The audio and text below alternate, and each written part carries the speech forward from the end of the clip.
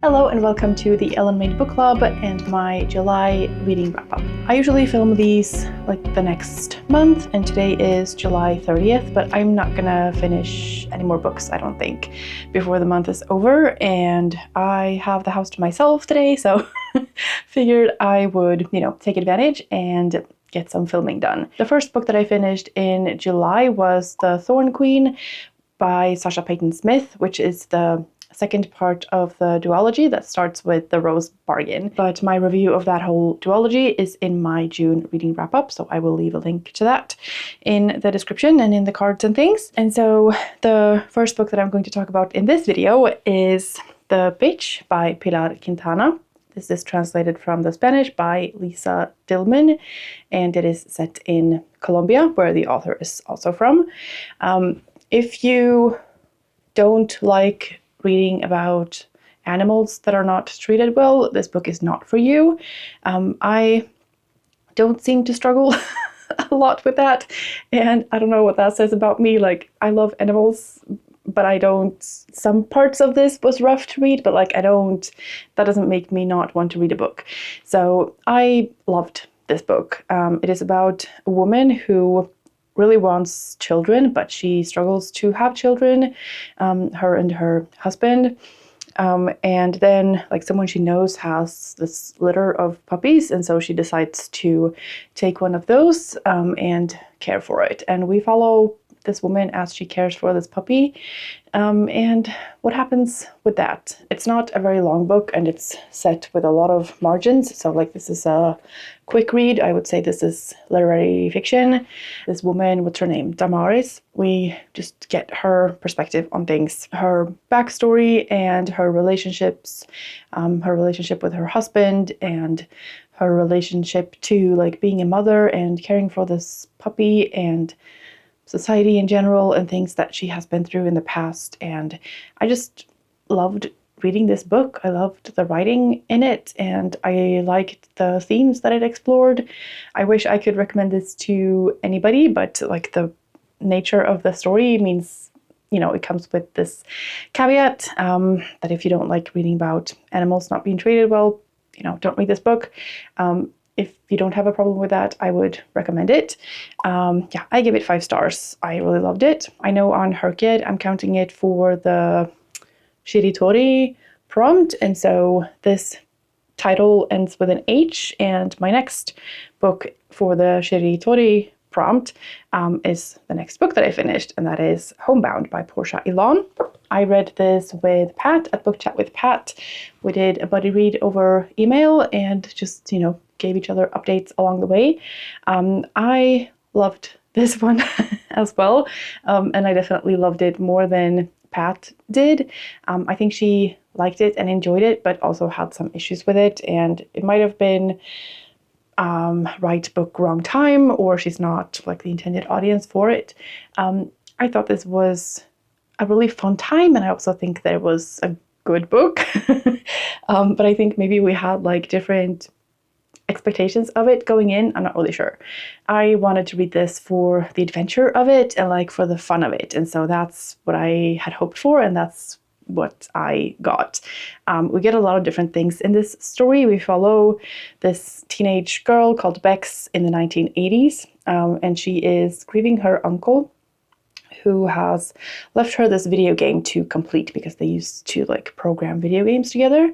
And so that's one part of the story. And then we also get a glimpse into this video game, and we also get this professor in somewhere in the US who is doing research, and we follow her journey. And then there's also a timeline in the distant future, 2500 80s, where we are on this ship, and we follow the characters on that, and the world looks a lot different because of climate change, and there's just a lot of water, and so being on a ship makes sense, and then all of these stories are connected, and I just loved trying to figure out how, and trying to see the through lines and connecting the dots, and just there were things that were evolving in all of the timelines, and I liked sort of puzzling it all together. And I also really liked all of the characters. which I feel like is not always the case. There's usually, you know, chapters that you're like waiting to get back to the next one, to the one that you actually care about. But I just had fun in all of the chapters in this. I had the audiobook for this one as well, and there are some sections in this that are very robotic because there's this video game and there's also robots in the future timeline. And so some of the sections are either like dialogue with a robot, or there's like a very sort of robotic perspective. And so some of the sections in the audiobook is narrated in this very robotic way. It's real human beings doing the narration, but they do it, you know, as if they were a robot. And so at first I was like, this is going to be really annoying to listen to. Luckily the chapters are pretty short, so like it wasn't this huge part of that. But like as the story went on, I thought that added to the experience of reading the book, because it just made that contrast even stronger. And it just, like, as I was reading the book, it just made sense to have it narrated that way. Some sections of the books are in emails and others are in like video game code. And so it just, you know, made for a very like mixed media sort of experience. And I love the physical copy of this. I like the quality of it. And yeah, I love this book so much. Thought it was a great time. I had fun reading it. I wanted to like keep reading it. I didn't want to put it down. And so yeah, this is one that I would highly recommend. I did recommend it to someone on like a Discord server. They have been reading some like spacey thing. There's a little bit of space travel in this, but it's not like a big part of it. But anyway, they thought that the other book was like sort of dry and confusing. And this one is like confusing in a good way, I think. This one is like mysterious, but it's not difficult to understand. It's just intriguing. So I was like, maybe try this one, because I think this was a fun science fiction story that isn't too sciencey, but still has a lot of science elements in it, if that makes sense. So yeah, I loved this one and would highly recommend. The next book I finished was an audiobook, and that was Pink Glass Houses by Asha Elias. I kept saying Aisha in another video, probably in the HRCYED video. Asha Elias is the name of the author. And I think I had expected this to be more of a thriller, and it's definitely not. I had tried this book previously, but it's narrated by the same narrator who did Yellowface, and I don't always get along with her tone of voice. There's like a snarkiness, like an arrogant tone in the narration, and like in Yellowface that makes sense because the whole book is snarky, but it just like grates on my brain. I don't like that kind of tone. I don't mean to say anything bad about the narrator. She does a good job, but it's just, you know, one that sort of triggers me, I guess, probably because of snarky people I have been around in my life. So like the narration is well done. It's just not my favorite type of tone of voice. So anyways, in Pink Glass Houses, there are a few different perspectives, like a few different characters that we're following, and that narrator is just one of the perspectives. So I tried this one again because, again, HRCYED, the rainbow prompt where you need to read a book with pink in the title. I had this one like on my radar already, and so I was like, let me just give it another try and see if I like it better this time. And I did get along much better with the narration this time. Maybe it was just more time, or I'm in a better place mentally. I don't know. Unfortunately, the story itself didn't really deliver what I wanted it to. I sort of liked it well enough, I guess, but like it's not one that I would necessarily recommend.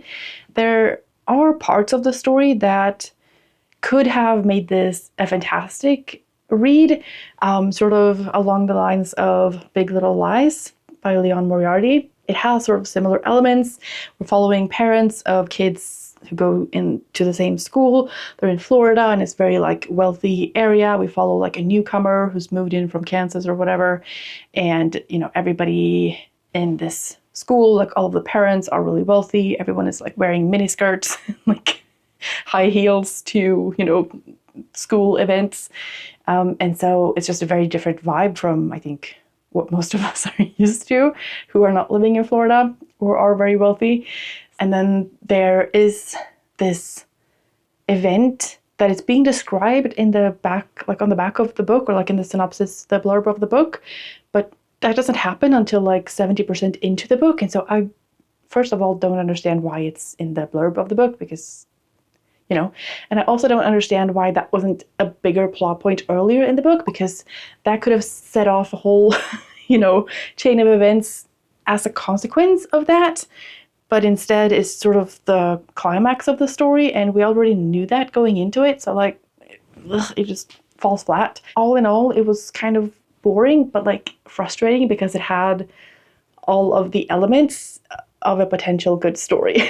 So I'm not really sure like what the point was. I think it's said to be a satire, and like it's, you know, poking fun at rich people and the things that they do, but I would have at least wanted more drama. There is some competition. There are these parents who are like going to compete for the, I don't know, PTA chair position or something. But like that was an element to it, but it never like pushed it, you know, far enough. It was just sort of there, and it was just kind of boring. Like after a certain number of school events, you can't really be shocked anymore that the parents are in high heels and miniskirts. Like, oh, they have so much money. Oh, they're dressing this way.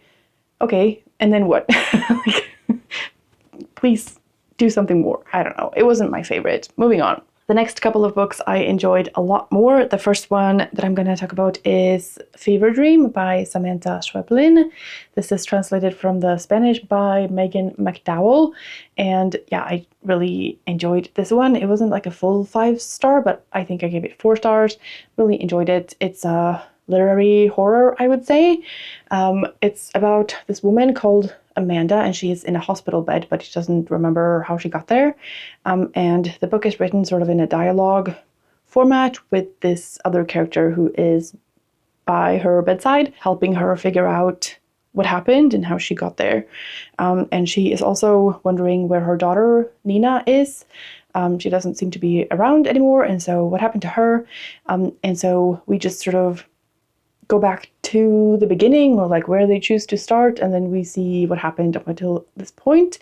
And it is very fever dreamy and kind of creepy and disturbing and like weird. There's this neighbor who also has a kid, and some things that happen. I don't really want to say too much, because I think that the fun of this book is to like discover the story, and like at the start of the book you have no idea what's going on, and neither does the main character, and so it's just really interesting, I think, trying to like, she's like digging through her memories and like, and then what happened, and then I'm not really sure what happened. Oh, I think this happened, and like, why did that happen, and what am I looking for, and what am I trying to remember? And then this other character is just like, just keep going, we'll figure it out, like, you know, where the important details are. We have to find the important detail. Yeah, this one was mysterious and intriguing and a little bit creepy, but yeah, very like page turning.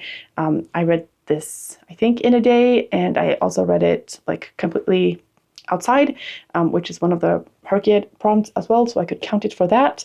I was in my little reading spot under my umbrella in the garden at my cabin, and yeah, just having a great time with this. This is also a very quick read. It's very sparsely set, and yeah, definitely would recommend this one. This one would be perfect for women in translation as well, just like this one, but you know, this one doesn't have, well, I think this one is safe from animal abuse, but like there are animals not doing so great, but not like in the same way as in this one. Anyway, the other book that I read was one that I had heard about from Keri at Keri Books and decided to get, and that is The Waiter by Kwan Ann Tan. And this one is sort of a dystopian interactive story with 11 different endings. So it sort of reads like different short stories, and like you can choose where to go next. Like you read a little section of like a few pages, and then it says, you know, if you want to do this action, go to page blah, blah, blah. And then if you want to do the other action, go to page whatever. And this was just a lot of fun. Some of the stories are, kind of normal and sort of heartwarming, I guess, or like mild in a sense. And then others are very unexpected. I think you're in London and you're working as a waiter. Like there are rich people and then there are people who work as waiters who just like stand around waiting for things like movie tickets, or they sort of move luggage from one hotel to another. Very sort of basic tasks that you sort of get through an app. The story is also affected by these holes in the ground that have appeared that just sort of swallow everything that is in that area, like buildings, people, anything. And so I think they grow and stuff just, falls into this hole. And so that's not good. And so, yeah, you are working as a waiter. It's written in second person, so like you are the character, and you have this task. You're with this like suitcase on a train, like on a subway train. You get this choice of like opening the suitcase or not opening the suitcase, and then from there, lots of stories branch out, and so. Yeah, that's the basic setup, and it was just a lot of fun, especially when the unexpected endings started happening, and that just like sort of piqued my interest to read the next one. Highly recommend. I also counted this one for a HRCYED prompt. Like there's one prompt with like movement on the cover, and so this one has that with the characters falling, and then I also counted it for the pocket monster prompt for ground monster because of the holes and they're in the ground, and yeah. It's very hot in here today. Next I finished a thriller on audiobook, and that was The Second Husband by Kate White. That was okay, I think. It's not a new favorite by any means, but it was like entertaining enough. Yeah, we're following this woman who, what was this about? Yeah, we're following this woman who has a second husband. Her first husband was killed, and that case was never really cleared up. And now she is married to this new man, and things start sort of resurfacing. She's finding things out that makes her question her new husband. I can't remember what there's some kind of an event that sort of starts. Like the police knock on her door and say that there have been something new in the case of her first husband or something. I can't remember exactly what it was. Like this story didn't leave a very strong impression on me. It wasn't specifically suspenseful. It was just sort of there. And so I think if you want a thriller that isn't scary in any way, like too creepy or too action-packed, if you enjoy the sort of trying to figure things out and like new information coming and you're trying to like piece that together and like what would that mean and like what would be the implications of this, there's a lot of that. We also get a bit of insight into like their work life, and then the new husband also has a stepdaughter whose mother has passed away. So this daughter is like doing an internship or something at his company.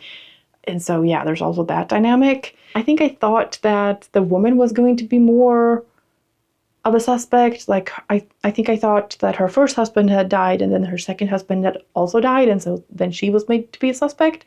But that's not what happened. So I don't really know. I counted this for the buzzword prompt ordinal numbers because of the word second husband. So there's that. I also think I counted it for a couple of HRCYED prompts. But yeah, another sort of 3-star read. It was fine enough, but not something that really left a mark. And then I'm very happy to report that I finally finished White Cat, Black Dog by Kelly Link.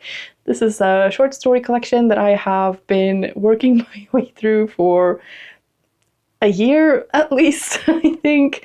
I finally read the last short story in this, and so now I have officially read the whole thing. Overall, this was not my favorite. There were a couple of stories in here that I liked. The White Cat's divorce Prince Hat Underground and The White Road. I think all of those were like decent, like interesting enough for, you know, being a weird short story. And then there was The Girl Who Did Not Know Fear, which did nothing for me. The Game of Smash and Recovery, which did absolutely nothing for me. I didn't understand the point of that at all. Then there was The Lady and the Fox, which I don't remember at all. And then the last one was Skinder's Veil, which I thought was pretty good. It was a little bit longer than the rest of them. And in that, we follow this young man who is like house sitting for a friend who is doing it as a job. And this house is like in the middle of nowhere, and he is given these instructions that like if someone comes to the back door, let them in, whoever they are. And if someone knocks at the front door, don't let them in, because that's the owner of the house and he's not allowed in his own house, no matter what he says. Those are the rules. And so that's what happens. And like these different characters come knocking on the back door. And like he's there to try to like write some kind of an essay for school, like his university, I don't know. And then these characters come knocking, and there's like this woman and like a bear, different random characters that sort of just do whatever they want. And then there's like a little thing that sort of wraps it up at the end. And so that story was interesting enough, but I still think that it could have done more. I think all of these stories just sort of, some of them felt really pointless, just like a glimpse into something weird, and then it's over and you're just like left wondering, what was the point of that? Like there's no message, there's no like twist to, you know, make you go, oh, that was really cool. There's, I don't know, it was just sort of, okay. I don't know. Even the ones that were like the best ones weren't something that I loved. So maybe the average would be like 2-star. It's kind of rare that I give something less than 3 stars, because like it was fine, but I guess I wouldn't say I liked it. I guess I would say it was okay, and so that's a 2-star rating. So I guess I'm giving this a 2-star rating. But yeah, at least I finished it. Moving on to the next book I read, which was a very lucky find at my local library. I had searched for it online on like the library website, which is like a lot of libraries connected. And there was a couple of copies like in different libraries. Like they're all connected, but you know, they're in different cities. There were a lot of people in line for that. And so I sent in a request to my local library to purchase it. And then I went to my local little library to pick up my other books that had come in, and I just saw it on the shelf. And this is the Swedish edition, and so I guess I was just searching for the English one, but like they're called the same, so I don't know what happened with that. But anyways, I picked up Heartstopper volume 6, which is, you know, the latest volume in the series and the final volume in the series. And I read the first 5 volumes last year, thinking that that was the whole series. And then I found out that this one was going to come out this year. And somehow the year went very fast, because it felt like very recently that I read the first 5. But anyways, I picked this up and I devoured it in one sitting, as you do with these. And I loved it so much. I think it was the perfect final volume to this series. Yeah, I was just very happy to see it there and get to read it, and I just loved it. I sort of had like tears in my eyes throughout a lot of it, just because it's, I don't know, it just touched on a lot of sort of topics like in the periphery that just sort of made me emotional. That wasn't like specifically about the main characters. But then of course, like their story and their friends' stories and like all of that is just very sweet and nostalgic and heartwarming, and you know, you're just rooting for everybody. And they're just like doing so many good things, and you just want the best for them. It's the final book in a series, and like I can't really say much more about it. But like if you haven't tried this series, like these are graphic novels, and I would just recommend that you try them. I don't read a lot of graphic novels, I don't read a lot of romance, I don't read a lot of young adult fiction. I read some, but like I'm picky. But this one is fantastic. It's just it's just good for your soul. They're quick reads, heartwarming reads, and just fill you with all of the emotions and just good.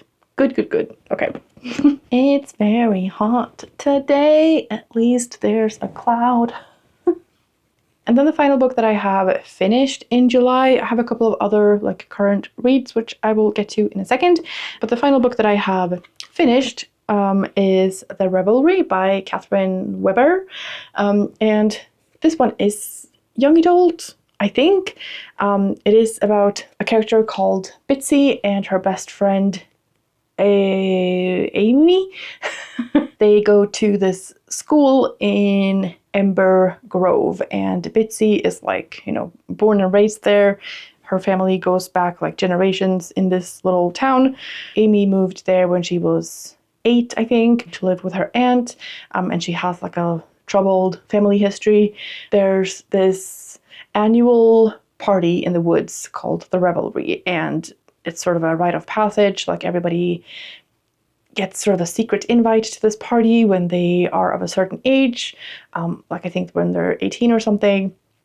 But these two best friends decide to go there early. I think they're 16 or something. They go a year early to this party in the woods, and then they can't remember anything about it. But something is off.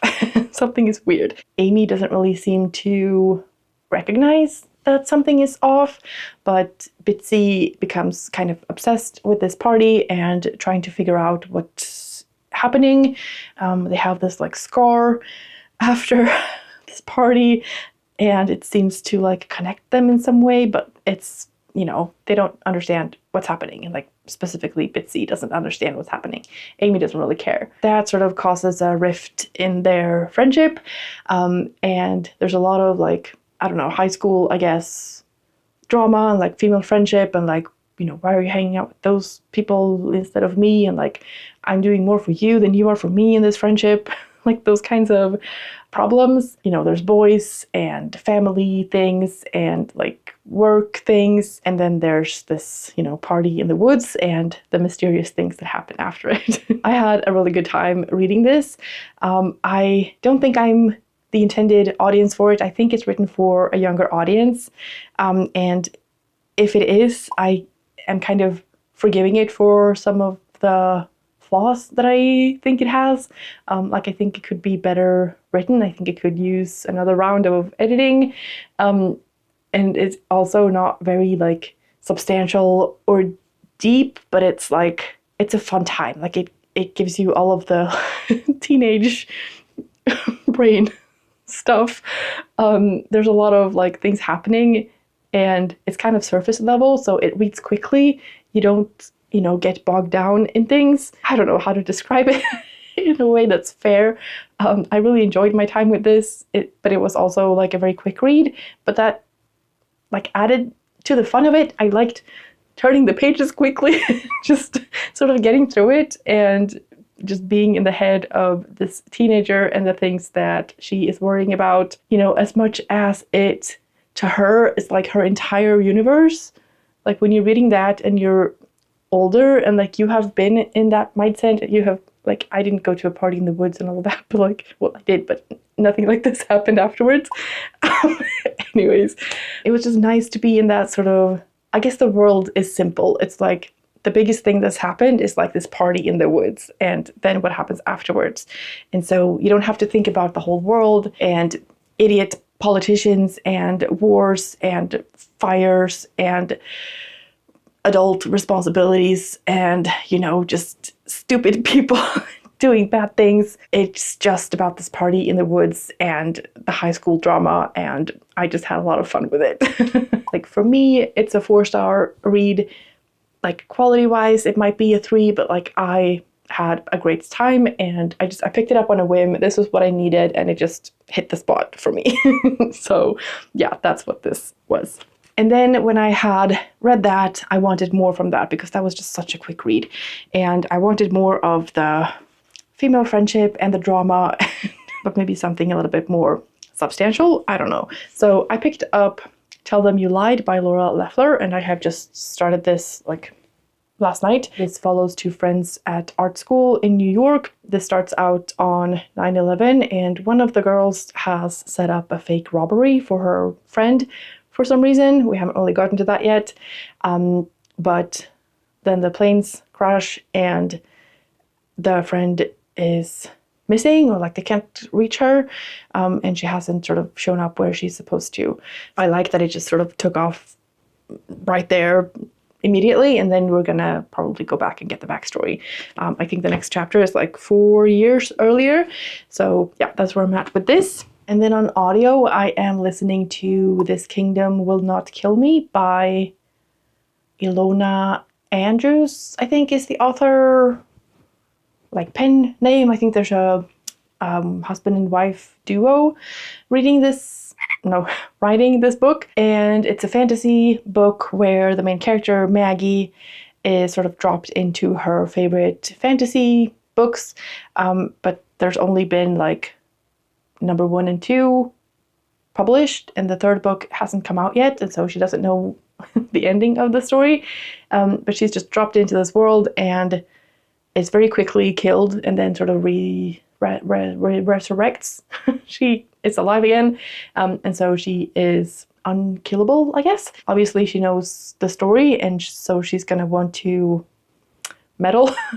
Like, there are characters that are not going to be treated very well, and so she will want to help them and maybe, you know, punish others. Yeah, I'm enjoying it so far. I have been listening to it like mostly before bed, and I fall asleep really quickly to the story, and it's not because it's not good, because I do think that it is good. But there wasn't a very clear like objective from the start. She was just like sort of in this world, and then okay, and then she's just like in it. And so there was no real like, okay, this is my goal now, and like I have to get out of this book and have to get out of this world. At least not that I heard. Maybe I fell asleep. I don't know. But I have been listening to it like when I'm gardening and stuff as well. So yeah, I think I'm about like 25% into it now, and it's a pretty long book. So like I'm a few hours into it. Yeah, I'm enjoying it. It's a fun time. I think I would have benefited from having the physical copy to read along with, because I think I've just like missed some of the political intrigue, but I'm also not sure I care. But like, it's a fun time. I think it's the start of a series, which I'm a little bit disappointed by, because I thought that this was going to be a standalone book, but like on Goodreads, it has that little, you know, series of like Maggie the Undying #1. We'll see how I feel about that when I have finished it. But yeah, that's what I am currently reading. I also have a bunch of other books on my like July TBR that I haven't read. The ones that were on my July TBR that I have read were Homebound, The Bitch, The Second Husband, and White Cat, Black Dog. So I still finished 4 books. Oh yeah, and also We Are All Guilty Here by Karin Slaughter. I'm listening to that on audiobook for audiomiles, but my boyfriend and I decided to like go on walks together and listen to it together, and we did that once. But like that was just the first chapter.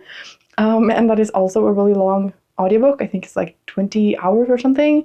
And also we don't always like walk together. So we're probably gonna like, you know, he can walk and listen and I can walk and listen, but not necessarily at the same time. We'll see.